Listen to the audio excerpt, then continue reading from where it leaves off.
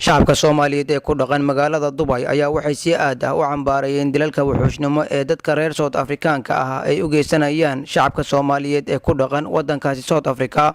iyagoona isla markaa ugu baaqay Soomaalida lagu dhibaateynayo wadankaasi South Africa inay naftooda iyo maalkoodaba kala soo baxaan isla markaana ay maalgashtaan dalkooda hooyo.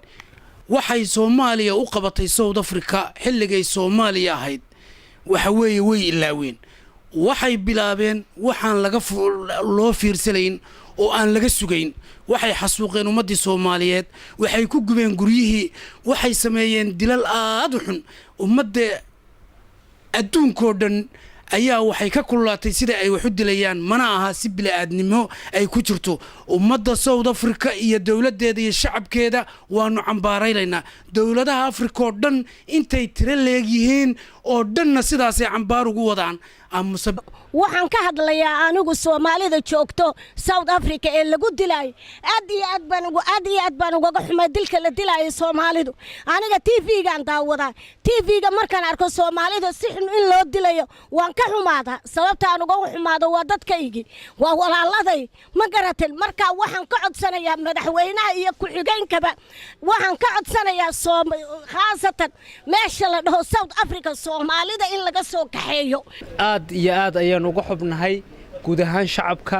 Afrikaanka dadka cadaanka dadka adduunweynaha ku nool sida xun ee dadka South Africa oo la dhaqmayaan ee bini'aadanimada ka baxsan wallahi aad iyo aad baan uga xubnahay waa dhibaato aad u fool xun waxa weeyaan Soomaalida joogta South Africa amba business u doonatay amba ganacsi u doonatay waxa weeyaan waa inay iska soo baxaan sababtoo ah xukuumadda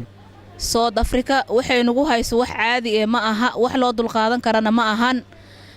mid muslim iyo mid gaala ma aha waxay nagu la tacaamilayaan waxa ka codsanaynaa dawladeena inay noo danqad sababta ayaga noo dhaartay oo kitaabka gacanta u gashtay waxayna dhaheen Soomaali oo dhan aan mas'uulka South Africa wallahi saa u maleynay ma noqon aadaan uga xunna hadaan nahay shacabka ku nool Imaaraadka Carabta qaasatan Dubai aad ayaan uga murugoonaa meel walba Soomaali joogtana way ka murugaysan tahay aad iyo aad baan hadaan ay Soomaalida uga xunnahay jirdilka iyo xasuuqa loo geysanayo dadka masaakiinta ah oo wadankooda ka soo qaxay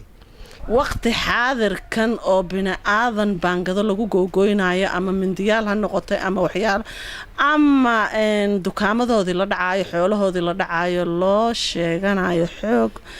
wadankiina wadan uu yahay dawladii ka socoto waa wax laga xanaaqo waa wax laga xumaado waa wax laga daqnado Cabduqaadir Axmed Sheekh raadiyaha ee telefishinka qaranka Soomaaliyeed magaalada Dubai.